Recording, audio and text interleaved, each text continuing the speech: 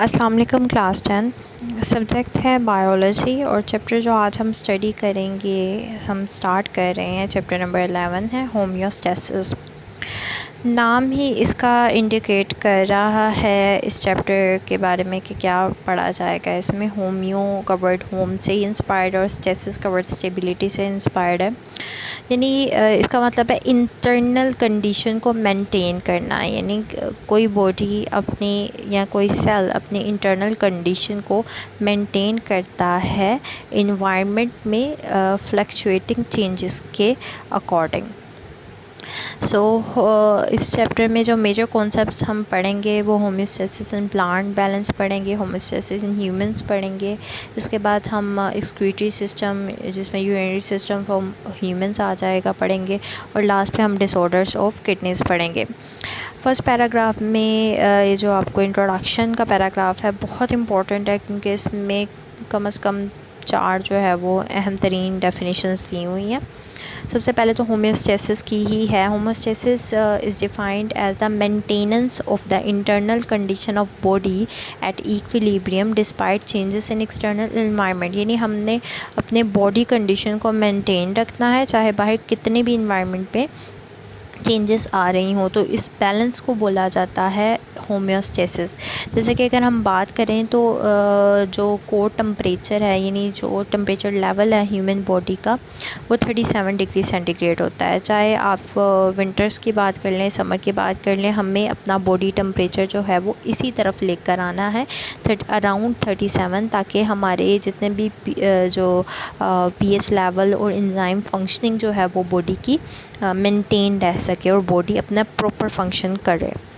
इसके बाद अगर हम ग्लूकोज लेवल की बात करें तो 1 लीटर ऑफ ब्लड में 1 ग्राम ग्लूकोज का होना दिस इज़ नॉर्मल। ठीक है, यानी हम एक दिन में कितनी भी कार्बोहाइड्रेट्स खा लें रोटी की फॉर्म में, ठीक है, तो वो सब कार्बोहाइड्रेट्स का आफ्टर ब्रेक डाउन, ठीक है, इस वे में बैलेंस मेंटेन होना हमारी बॉडी यानी हमारा लिवर उसको इस तरीके से जो है वो मेंटेन करे कि 1 ग्राम ही ग्लूकोज लेवल पर लीटर ब्लड में आए, तो this is a normal value. हम इसको बोलते हैं होम्योस्टेसिस। और अगर इसमें डिस्टर्बेंस आ जाए तो वो फिर कंडीशन चली जाती है डायबिटिक की तरफ, ठीक है, जिसका फिर आप ट्रीटमेंट करवाते हैं और फिर उसको दोबारा नॉर्मल वैल्यू की तरफ लेकर आते हैं। तो ये हो गया होम्योस्टेसिस और इसकी 2 एग्जांपल्स हमने पढ़ ली। एक हो गई टेम्परेचर की और दूसरी होगी ग्लूकोज लेवल इन ब्लड। अब हम पढ़ेंगे प्रोसेसेस ऑफ होम्योस्टेसिस। 3 प्रोसेसेस हम इसमें पढ़ेंगे। ऑस्मो रेगुलेशन, जिसमें आप वाटर और सॉल्ट का बैलेंस पढ़ेंगे इन बॉडी फ्लूइड। उसके बाद थर्मो रेगुलेशन है, नाम ही उसका बता रहा है, आप हीट यानी टेम्परेचर के बारे में पढ़ेंगे, टेम्परेचर मेंटेनेंस के बारे में। और लास्ट पे एक्सक्रीशन, है जितना भी बॉडी में वेस्ट मटेरियल है या सेल में वेस्ट मटेरियल है वो किस थ्रू एक्सक्रीट होगा आउट ऑफ द बॉडी, और बैलेंस बॉडी का बैलेंस मेंटेन होगा, हम इसके बारे में पढ़ेंगे। सबसे पहले ऑस्मो रेगुलेशन, डेफिनेशन है मार्क कर लेनी है। It is maintenance of the amount of water and salt in body fluid, blood and tissue fluid. यहाँ तक आपने मार्क कर लेना, आगे आप क्रॉस करते हैं। नेक्स्ट है thermo regulation, the maintenance of internal body temperature is called thermo regulation.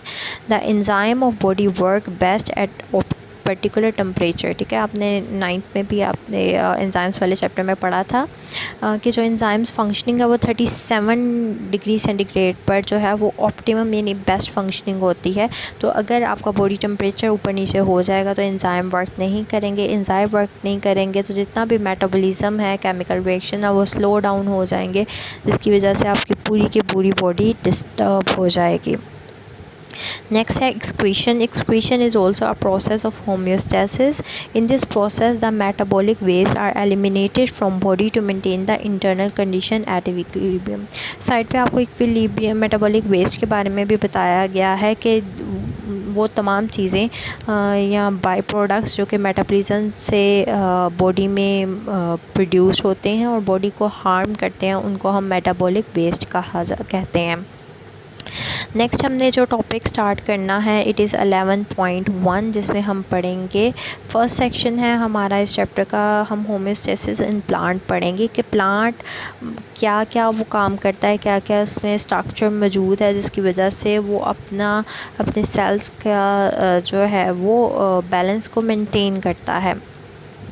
So plants respond to environmental changes and keep their internal conditions constant through homeostasis. They apply different mechanisms for the homeostasis of water and other chemicals such as oxygen, carbon dioxide, nitrogen material. तो सबसे पहले आ जाता है removal of extra carbon dioxide and oxygen. जैसे कि आप जानते हैं कि प्लांट सेल में फोटोसिंथेसिस और सेलुलर रिस्पायरेशन दोनों प्रोसेस डे टाइम में हो रहे होते हैं। तो डे टाइम में सेलुलर रिस्पायरेशन के रिज़ल्ट में जो कार्बन डाइऑक्साइड बनती है उसको प्लांट डे टाइम में तो फोटोसिंथेसिस के लिए इस्तेमाल कर लेता है और ऑक्सीजन प्रोड्यूस करता है, इसलिए कोई एज सच ख़ास वेस्ट प्रोडक्ट प्रोड्यूस नहीं होता। लेकिन नाइट टाइम पे जब फोटोसिंथेसिस का प्रोसेस रुक जाता है, ठीक है, it is surplus because there is no utilization of carbon dioxide, यानी अब कार्बन डाइऑक्साइड एक फ़ालतू आपके पास चीज़ है क्योंकि उसकी यूटिलाइजेशन फोटोसिंथेसिस में नहीं है, it is an extra thing, it is a by product. तो प्लांट इसको क्या करेगा, अपने सेल से जो है वो इसको रिलीज़ करना चाहेगा। In leaves and young stems carbon dioxide जो है वो स्टोमेटा के थ्रू निकल जाती है बाहर, इन यंग स्टेप्स में रूट्स में, और carbon dioxide diffuse through the general surface से भी हो जाती है क्योंकि वो सिंगल और थिन लेयर्ड होती हैं, इसलिए आसानी से डिफ्यूजन हो जाती है। Oxygen is produced in mesophyll cells only during day time, ठीक है, डे टाइम में जब मेसोफिल सेल्स फोटोसिंथेसाइज कर रहे होते हैं तो ऑक्सीजन को प्रोड्यूस करते हैं जो कि एक बाय प्रोडक्ट होता है, और ये ऑक्सीजन स्टोमेटा के थ्रू जो है वो रिलीज़ आउट हो जाती है एयर में, जिसको फिर ह्यूमंस जो है वो यूज़ कर लेते हैं। तो इस तरीके से कार्बन डाइऑक्साइड और ऑक्सीजन का बैलेंस जो है वो प्लांट ने मेंटेन किया हुआ है थ्रू स्टोमेटा। नेक्स्ट है removal of water, extra water, ठीक है। अब पानी जो एक्स्ट्रा प्लांट में मौजूद होता है उसको कैसे मेंटेन किया जाता है। तो प्लांट जो बेसिकली वाटर का इनटेक करता है वो ज़मीन यानी सॉइल से करता है। इसके अलावा सेलुलर रिस्पायरेशन के थ्रू भी जो है वो वाटर की कुछ मिक़दार प्लांट में प्रोड्यूस्ड होती है। हमें पता है प्लांट में एक स्ट्रक्चर मौजूद होता है जिसका नाम है वैक्यूल, जो कि वाटर को स्टोर करता है, जिसकी वजह से प्लांट का जो सेल है उसकी शेप मेंटेन होती है क्योंकि टर्जिडिटी का उसमें जो है वो फिनोमेना एक्टिव हो जाता है। इसके अलावा भी जब प्लांट में एक्स्ट्रा वाटर होता है, अब जो स्टोर नहीं हो रहा है, इसके अलावा भी मज़ीद वाटर मौजूद है, वो प्लांट जो है उसको रिलीज़ कर देता है through the process of transpiration. अब ट्रांसपायरेशन एक कैसा प्रोसेस है, at night transpiration usually does not occur because most plant have their stomata close.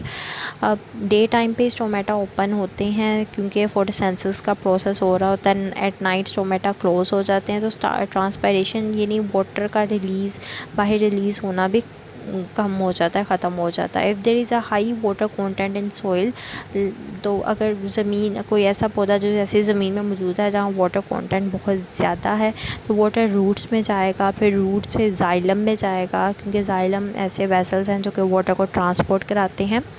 अब वहाँ से कुछ ऐसे पौधे जैसे जिनमें ग्रासेस वगैरह आ जाती हैं, तो ये एक्स्ट्रा जो वाटर होता है ये उनके लीव्स की टिप पर जो है वो स्पेशल पोर्स लाइक स्ट्रक्चर में अपीयर हो जाता है, ठीक है, और फिर वहाँ से वो ड्रॉप बड़ा होता होता जो है वो उस प्लांट से नीचे गिर जाता है, उसको इस प्रोसेस को बोलते हैं ग्यूटेशन, यानी वो जो आपके पास बनते हैं ड्रॉपलेट्स बनते हैं उनको ग्यूटेशन बोला जाता है।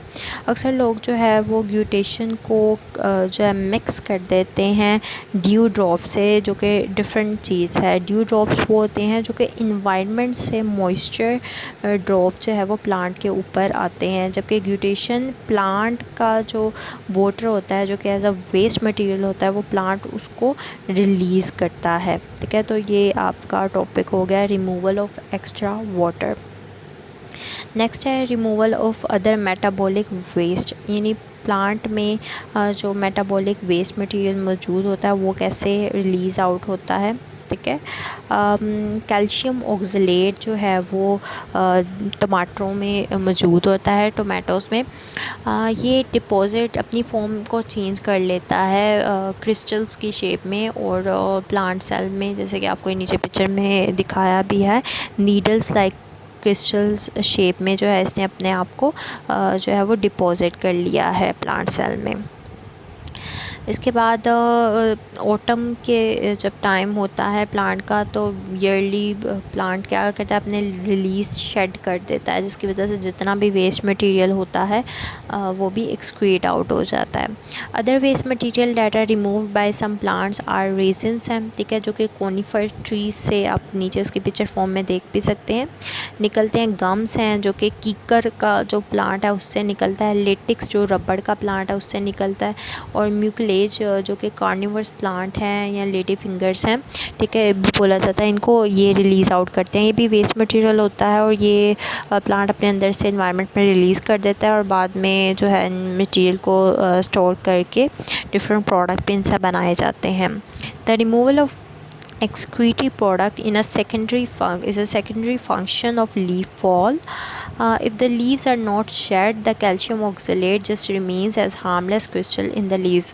यानी सबसे पहले जो हमने इसमें सीखा है कि मेटाबॉलिक वेस्ट मटेरियल से बचने का प्लांट का ये तरीका है कि वो उसकी फॉर्म को सिंपली चेंज कर देता है। जैसे कैल्शियम ऑक्सलेट की एग्जांपल दी कि ये हार्मफुल होता है, वो टमाटोज़ की स्किन में बहुत ज़्यादा पाया जाता है, लेकिन ये क्या करता है, इसको क्रिस्टल फॉर्म में चेंज कर देता है, जो कि अगर प्लांट में मौजूद भी रहे तो उसका कोई ख़ास रोल नहीं है। और आपको जो बताया गया लीव्स का गिरना, ठीक है, तो ये भी एक वे है to get rid of metabolic waste. तो एक सेकेंडरी वे है, it is not as much important. ठीक है, तो this was your topic of today. ठीक है, इसको आपने होमोस्टेसिस प्लांट को तो एज अ लॉन्ग क्वेश्चन के पॉइंट से लर्न करना और ऊपर हो गए आपके शॉर्ट क्वेश्चन। इसको आप याद करें अच्छे तरीके से। मुलाकात होगी आपसे नेक्स्ट लेक्चर में। टिल देन अल्लाह हाफ़िज़।